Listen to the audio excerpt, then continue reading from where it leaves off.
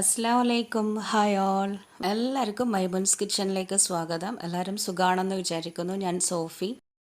അപ്പോൾ ഇന്നത്തേതൊരു ഡിന്നർ വ്ളോഗാണ്. ഡിന്നറിന് ഞാൻ നെയ്പത്തിലയും അതുപോലെ തന്നെ ചിക്കനും ആണ് ഉണ്ടാക്കിയത്. ചിക്കൻ ഞാൻ ഇതുവരെ ഉണ്ടാക്കാത്തൊരു സ്റ്റൈൽ ഓഫ് ചിക്കൻ കറിയാണ്. കറി എന്ന് പറയാൻ പറ്റില്ല, അത് ജസ്റ്റ് ഒരു ഡ്രൈ ഗ്രേവി ആയിട്ടുള്ള ഒന്നാണ്. നിങ്ങൾക്കൊക്കെ ഇഷ്ടപ്പെടും എന്ന് വിചാരിക്കുന്നു. ചിക്കൻ ചില്ലി റോസ്റ്റാണ് ഉണ്ടാക്കുന്നത്. പിന്നെ അതിൻ്റെ കൂടെ തന്നെ മലബാർ റൈസ് പത്തിൽ എന്ന് പറഞ്ഞിട്ട് ഞാൻ ഇതിനു മുമ്പ് ഒരു വീഡിയോ കാണിച്ചിട്ടുണ്ട്. ആ ഒരു നെയ്പത്തിലാണ് ഉണ്ടാക്കുന്നത്. നമ്മൾ സാധാരണ ഉണ്ടാക്കുന്ന നെയ്പത്തിൽ നിന്ന് കുറച്ച് മാറിയിട്ടുള്ളൊരു റെസിപ്പിയാണിത്. അപ്പോൾ ഈ ചിക്കൻ ചില്ലി റോസ്റ്റ് ഉണ്ടാക്കാൻ എളുപ്പമാണ്. നല്ല ഡ്രൈ ആയതുകൊണ്ട് തന്നെ തിന്നാനും അടിപൊളിയാണ് കേട്ടോ. നല്ലൊരു സ്പൈസി ആയിട്ടുള്ള ഒന്നാണ്. പിന്നെ എരിവിന് വേണ്ടിയിട്ട് മുളക് പൊടി, അതുപോലെ പച്ചമുളക്, കുരുമുളക്, വറ്റൽമുളക് ഇതൊക്കെയാണ് ചേർത്ത് കൊടുക്കുന്നത്.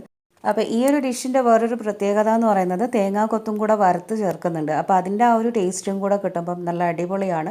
തേങ്ങ ചിരട്ടയിൽ നിന്ന് അടന്ന് വരാൻ വേണ്ടിയിട്ട് ഞാനിങ്ങനെ ഒന്ന് അടുപ്പിൽ വെച്ചതാണ്. അപ്പോൾ ഒന്നൊരു ചെറിയൊരു ഫ്ലെയിമിൽ ഇങ്ങനെ ഒന്ന് വെച്ച് ചൂടായാൽ പിന്നെ അത് നമുക്ക് പെട്ടെന്ന് തന്നെ കത്തി കൊണ്ട് അടർത്തി എടുക്കാൻ പറ്റും. അപ്പോൾ തേങ്ങ ഞാനിപ്പം ചൂടാക്കി എടുത്തിട്ടുണ്ട്. ഇനി ചൂടാറിയാൽ അതൊന്ന് അടർത്തി എടുക്കാം. എന്നിട്ട് ചെറിയ ചെറിയ പീസാക്കി എടുത്താൽ മതി. അപ്പോൾ നമുക്ക് ഈ റോസ്റ്റ് ഉണ്ടാക്കി തുടങ്ങാം. അതിനായിട്ട് ഞാനിപ്പോൾ ഒരു നോൺ സ്റ്റിക്കിൻ്റെ പാനാണ് എടുത്തത്. നമുക്ക് വേണമെങ്കിൽ ചട്ടി എടുക്കാം കേട്ടോ. അപ്പോൾ അതിലേക്ക് ഞാനിപ്പം ഓയിൽ ഒഴിച്ച് കൊടുത്തിട്ടുണ്ട്. വെളിച്ചെണ്ണയാണോ അല്ലെങ്കിൽ സൺഫ്ലവർ ഓയിലാണോ ഏതാ എടുക്കുന്നത് അതെടുക്കുക. ഒരു 4-5 ടേബിൾ സ്പൂൺ എടുക്കുക. കുറച്ചധികം ഇട്ടിട്ടുണ്ട്. കാരണം ഇതെല്ലാം കൂടെ നെയ്യിലൊന്ന് മൂത്ത് വരുന്നതാണ് ഇതിൻ്റെ ആ ഒരു ടേസ്റ്റ്. അപ്പം ഞാനിപ്പം ഓയിൽ ചൂടായി വന്നപ്പം അതിലേക്ക് അരിഞ്ഞ് വെച്ചിട്ടുള്ള തേങ്ങാക്കൊത്തങ്ങ് ഇട്ട് കൊടുത്തിട്ടുണ്ട്. തേങ്ങൻ്റെ പകുതി മുറിയുന്ന അതിൻ്റെയും പകുതിയാണ് ഞാൻ എടുത്തത്. ഒരു 1/4 ഭാഗം എടുത്താൽ മതി. കുറച്ചധികം ആ ഒരു ടേസ്റ്റ് കിട്ടുമ്പോൾ നല്ല ഉണ്ടാവും. ഇനി ആ തേങ്ങാക്കൊത്ത് നന്നായി മൂത്ത് വന്നു കഴിഞ്ഞാൽ അതിലേക്ക് 5-6 വറ്റൽമുളക് കട്ട് ചെയ്തിട്ട് ഇട്ട് കൊടുക്കാം. അപ്പോൾ വറ്റൽമുളക് ഞാനിപ്പം 2 എടുത്തിട്ടുണ്ട്. അതായത് കാശ്മീരിയും എടുത്തിട്ടുണ്ട്, സാദാ മുളകും എടുത്തിട്ടുണ്ട്. അപ്പോൾ ഈ തേങ്ങാക്കൊത്തും വറ്റൽമുളകുമാണ് ഈ ഒരു ഡിഷിൻ്റെ ഒരു ഹൈലൈറ്റ് എന്ന് പറയുന്നത്. അപ്പോൾ രണ്ടും ഇപ്പോൾ നന്നായിട്ട് എണ്ണയിൽ ഒന്നങ്ങ് റോസ്റ്റായി വന്നിട്ടുണ്ട്, ഒന്ന് മൂത്ത് വന്നിട്ടുണ്ട്. ഇനി ഇതിലേക്ക് ഒരു 5-8 വെളുത്തുള്ളി അരിഞ്ഞിട്ടങ്ങ് ഇട്ട് കൊടുക്കാം. അതുപോലെ തന്നെ ഒരു ചെറിയ കഷ്ണം ഇഞ്ചിയും ചെറുതായി നുറുക്കിയിട്ടങ്ങ് ഇട്ട് കൊടുക്കാം. അപ്പോൾ ഇഞ്ചിയും വെളുത്തുള്ളിയും പേസ്റ്റിനെക്കാട്ടിലും ഇങ്ങനെ നുറുക്കി ഇട്ട് കൊടുക്കുന്നതാണ് നല്ലത്. അത് കടിക്കുമ്പം അതിൻ്റെ ആ ഒരു ടേസ്റ്റ് കിട്ടുമല്ലോ. പിന്നെ അതുപോലെ തന്നെ എരിവിന് വേണ്ടിയിട്ട് ഞാനിപ്പോൾ ഒരു 4 പച്ചമുളക് അരിഞ്ഞിട്ട് ഇട്ട് കൊടുത്തിട്ടുണ്ട്. ഇത് അത്യാവശ്യം കുറച്ച് സ്പൈസിയാണ്. ഇനി സ്പൈസ് അത്ര വേണ്ടാന്നുള്ളവർക്ക് ഈ പറഞ്ഞ കാര്യങ്ങളൊക്കെ ഒന്ന് അളവങ്ങ് കുറച്ചാൽ മതി. വറ്റൽമുളകിൻ്റെയും അതുപോലെ പച്ചമുളകിൻ്റെയും കുരുമുളകിൻ്റെയും ഒക്കെ അളവ് കുറച്ചാൽ മതി. അപ്പോൾ ഈ പച്ചമുളക് അതുപോലെ ഇഞ്ചി വെളുത്തുള്ളിയൊക്കെ ചെറുതായിട്ട് മൂത്ത് വന്നിട്ടുണ്ട്. ഇനി ഇതിലേക്ക് 2 മീഡിയം സൈസിലുള്ള സവാള അരിഞ്ഞ് ചേർത്ത് കൊടുക്കാം. എന്നിട്ട് സവാള ഒന്ന് ആ എണ്ണയിൽ നന്നായി മൂപ്പിച്ചെടുക്കണം. ഇനി സവാള ഒന്ന് ജസ്റ്റ് കളറ് മാറുന്നത് വരെ ആ എണ്ണയിലിട്ടൊന്നങ്ങ് വഴറ്റിയെടുക്കണം. ജസ്റ്റ് ഒന്ന് കളറ് മാറിയാൽ മതി. അതിനുശേഷം നമുക്ക് അരിഞ്ഞു വെച്ചിട്ടുള്ള തക്കാളി ചേർത്ത് കൊടുക്കാം. അപ്പം തക്കാളി ഞാനിപ്പം ഒരു വലിയ തക്കാളി തന്നെ ചേർത്തിട്ടുണ്ട്. അത്യാവശ്യം ആ ഒരു പുളിപ്പ് കിട്ടാൻ വേണ്ടിയിട്ട് ഒരു വലിയ തക്കാളി തന്നെ ഞാനിതിൽ ചേർത്തിട്ടുണ്ട്. നന്നായി ഈ തക്കാളിയൊക്കെ ഒന്ന് ഉടഞ്ഞ് കിട്ടുന്നത് വരെ മീഡിയം ഫ്ലെയിമിലിട്ടിട്ട് ഒന്നങ്ങ് വഴറ്റിയെടുക്കാം. അപ്പോൾ ഇതിലേക്ക് ഞാനിപ്പം കുറച്ച് ഉപ്പ് ചേർത്ത് കൊടുത്തിട്ടുണ്ട്. ഇനി എല്ലാം ഒന്നങ്ങ് മിക്സാക്കിയിട്ട് അടച്ച് വെച്ച് ഒന്ന് വേവിച്ചെടുക്കാം. അപ്പം ഞാനിപ്പോൾ ഇതൊരു മീഡിയം ഫ്ലെയിമിലാണ് വെച്ചിട്ടുള്ളത്. 2 മിനിറ്റൊക്കെ കഴിഞ്ഞിട്ടുണ്ട്. നമുക്ക് മൂടി തുറന്നിട്ട് ഒന്നങ്ങ് ഇളക്കി കൊടുക്കാം. അപ്പോൾ തക്കാളിയൊക്കെ അത്യാവശ്യം ഒന്നങ്ങ് ഉടഞ്ഞ് കിട്ടിയിട്ടുണ്ട്. പിന്നെ തക്കാളി അരിയുമ്പം ഏറ്റവും ചെറുതായിട്ട് അരിഞ്ഞാൽ മതി, പെട്ടെന്നങ്ങ് ഉടഞ്ഞ് വന്നോളും. ഇനി ഇതിലേക്ക് നമുക്ക് എടുത്ത് വെച്ചിട്ടുള്ള കഴുകി ക്ലീൻ ചെയ്ത് വെച്ചിട്ടുള്ള ചിക്കൻ ചേർത്ത് കൊടുക്കാം. അപ്പോൾ ചിക്കൻ ഞാൻ ഒരുപാട് വലിയ പീസാക്കിയിട്ട് കട്ട് ചെയ്തിട്ടില്ല, ഒരു മീഡിയം വലിപ്പത്തിലാണ് കട്ട് ചെയ്തത്. എല്ലാം കൊട്ടോട് കൂടിയിട്ടുള്ള ചിക്കൻ തന്നെയാണ്. പിന്നെ ഇതൊരു 400-500 ഗ്രാം ചിക്കൻ ഉണ്ടാവും. ഇനി ഇത് നന്നായി ഒന്നങ്ങ് മിക്സാക്കി എടുക്കുക. ഇപ്പോൾ ചിക്കനിൽ നിന്ന് കുറച്ച് വെള്ളമൊക്കെ ഇറങ്ങി വരുന്നുണ്ട്. ഇനി ഇതിലേക്ക് നമുക്ക് പൊടികൾ ചേർത്ത് കൊടുക്കുക. അപ്പോൾ പൊടികളെന്ന് പറയുമ്പം കുറേയൊന്നും ചേർക്കുന്നില്ല. ഒരു 1/2 ടീസ്പൂൺ മഞ്ഞൾപ്പൊടി, 2-2.5 ടീസ്പൂണോളം മുളക് പൊടിയും ചേർക്കുന്നുണ്ട്. അപ്പം മുളക് പൊടി സാദാ മുളക് പൊടിയാണെങ്കിൽ 2.5 ചേർക്കണ്ട, കാരണം കൂടുതൽ എരിവായി പോകണ്ട. അപ്പോൾ അതുകൊണ്ട് ഒരു 1.5 ചേർത്താൽ മതി. ഞാനിപ്പോൾ ഇത് കാശ്മീരിയും മിക്സ്ഡാണ്, അപ്പോൾ അതുകൊണ്ട് 2.5 ചേർത്തതാണ്. ഇനി ഇത് നന്നായി ഒന്നങ്ങ് മിക്സാക്കി എടുക്കാം. അപ്പോൾ ഈ മുളകിനി എല്ലാത്തിലും ഒന്നങ്ങ് പിടിച്ച് വരുന്നതിനായിട്ട് നന്നായി ഒന്നങ്ങ് ഇളക്കി കൊടുക്കാം. അപ്പോൾ ഈ ഒരു ഡിഷ് ആയി കഴിയുമ്പം ആകെ ഉണ്ടാവുന്നത് എന്തൊക്കെയാണെന്ന് വെച്ചാൽ വറ്റൽമുളക്, അതുപോലെ തന്നെ തേങ്ങാക്കൊത്ത്, നമ്മുടെ ചിക്കൻ, ഇത് മാത്രമേ ഉണ്ടാവൂ. ഉള്ളിയും തക്കാളിയൊക്കെ നന്നായിട്ട് ഉടഞ്ഞ പോലെയായി വന്നോളും. അപ്പം ഞാനിപ്പോൾ ഇത് നന്നായി മിക്സാക്കി എടുത്തിട്ടുണ്ട്. ഇനി ഇതിലേക്ക് കുറച്ച് വെള്ളം ഒഴിച്ചിട്ട് ചിക്കൻ വേവിച്ചെടുക്കണം. അപ്പം ഞാനിപ്പോൾ ഒരു 2 ഗ്ലാസ് വെള്ളം ഒഴിച്ച് കൊടുത്തിട്ടുണ്ട്. ഇനി നന്നായി ഒന്നങ്ങ് ഇളക്കി യോജിപ്പിച്ചെടുക്കാം. എന്നിട്ട് ഈ ചിക്കൻ ഈ വെള്ളത്തിലൊന്നങ്ങ് വെന്ത് വരട്ടെ. അതേപോലെ തന്നെ ഈ വെള്ളം നന്നായി വറ്റി ഡ്രൈ ആയി വരണം. നന്നായിട്ട് വറ്റി വറ്റി വരുമ്പോഴേക്കും ആ ഒരു മസാലയൊക്കെ ചിക്കനിൽ നന്നായി പിടിച്ച് വരും.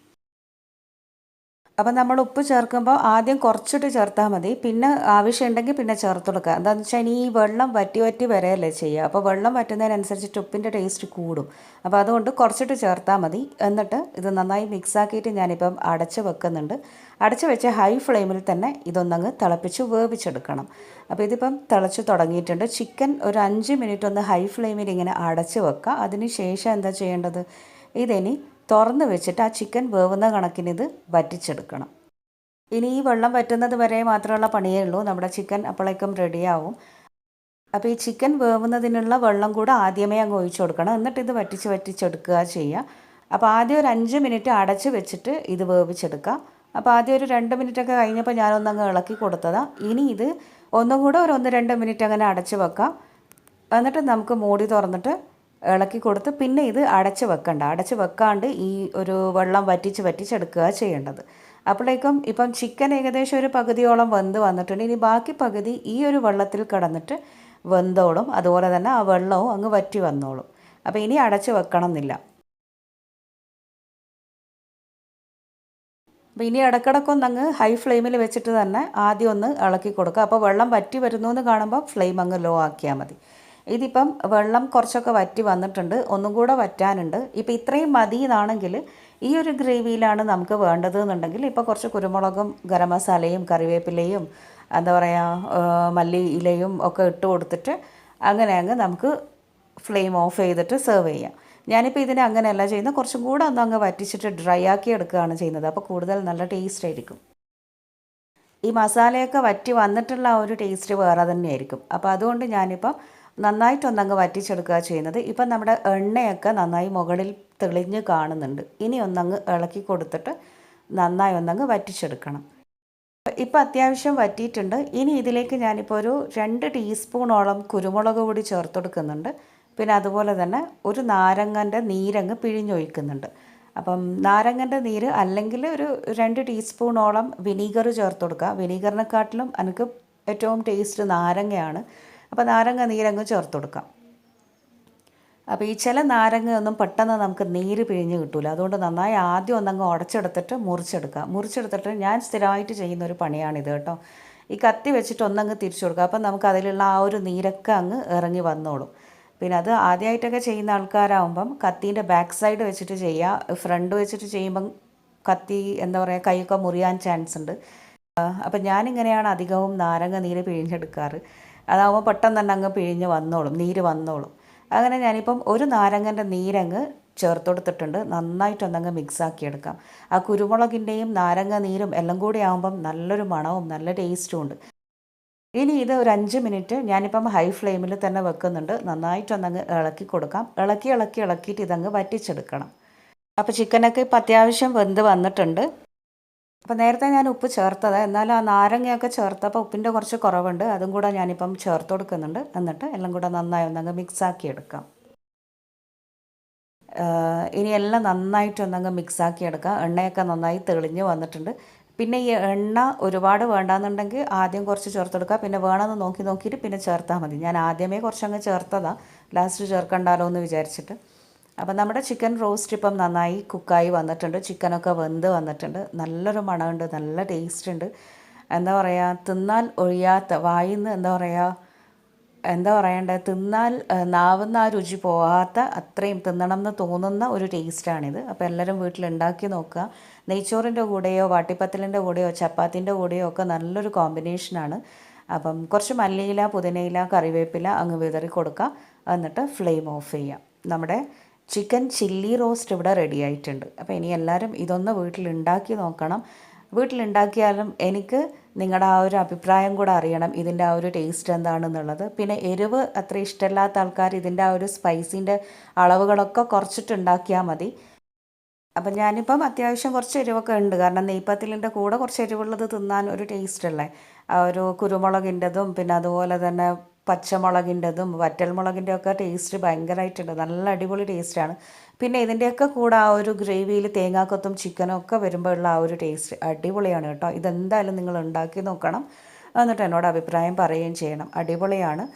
പിന്നെ ഇതിൻ്റെ കൂടെ ഞാൻ കോമ്പിനേഷനായിട്ട് ഉണ്ടാക്കുന്നത് നെയ്പ്പത്തിലാണ്. അപ്പം നമ്മൾ സാധാരണ ഉണ്ടാക്കുന്ന ആ ഒരു നെയ്പ്പത്തിൽ നിന്ന് കുറച്ചൊന്ന് മാറിയിട്ടുള്ളൊരു റെസിപ്പിയാണിത്. അപ്പോൾ ഈ ഒരു റെസിപ്പി ഞാൻ ഇതിന് മുമ്പ് പോസ്റ്റ് ചെയ്തിട്ടുണ്ട്. നെയ്പ്പത്തിലിൻ്റെ 2 റെസിപ്പീസ് ഞാൻ പോസ്റ്റ് ചെയ്തിട്ടുണ്ട്. ഒന്ന് സാധാരണ നമ്മൾ ഉണ്ടാക്കുന്ന ആ ഒരു മെത്തേഡാണ്, ഒന്ന് വേറെ തന്നെ ഒരു സ്റ്റൈലാണ്.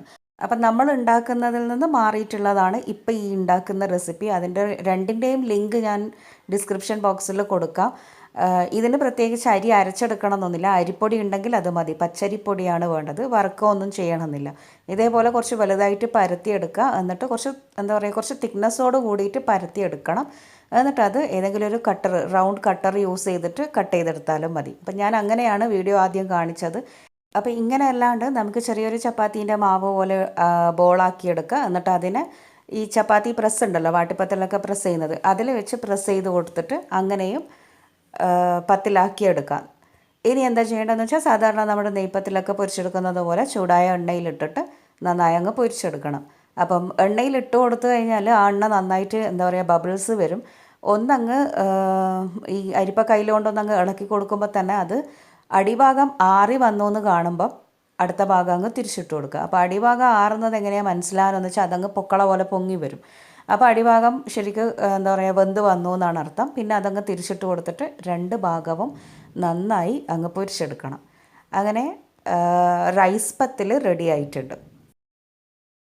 അപ്പോൾ ഇനി ഇങ്ങനെ തന്നെ ബാക്കിയുള്ളതും ഓരോന്നായിട്ട് അങ്ങ് പൊരിച്ചെടുക്കാം. അപ്പോൾ ഈ നെയ്പ്പത്തിൽ നമ്മൾ ഉണ്ടാക്കുന്നത് സാധാരണ എല്ലാം അരിയിലങ്ങ് മസാലക്കൂട്ടും ഉള്ളിയും തേങ്ങയും എല്ലാം കൂടെ ചേർത്തിട്ടാണ് അരച്ചെടുക്കുക. ഇതങ്ങനെയല്ല ചെയ്യുക. അപ്പം ഇത് നിങ്ങൾക്ക് വീഡിയോ കണ്ടാൽ തന്നെ മനസ്സിലാവും. തേങ്ങയും ഉള്ളിയും മസാലക്കൂട്ടൊക്കെ അരച്ചെടുത്തിട്ട് വെള്ളത്തിൽ ചൂടാക്കിയിട്ട് പിന്നെ അത് അരിപ്പൊടി ഇട്ട് കുരുട്ടിയെടുക്കുക ചെയ്യുക, വാട്ടിയെടുക്കുക ചെയ്യുക. അപ്പോൾ ഇനി ഇത് ചൂടാറുന്നതിന് മുമ്പ് നല്ല ചൂടോടുകൂടി തന്നെ പ്ലേറ്റിൽ സെർവ് ചെയ്യുക. നല്ല ചിക്കൻ ചില്ലി റോസ്റ്റും അതുപോലെ തന്നെ ചൂട് നെയ്പ്പത്തിലും നല്ലൊരു കോമ്പിനേഷനാണ്.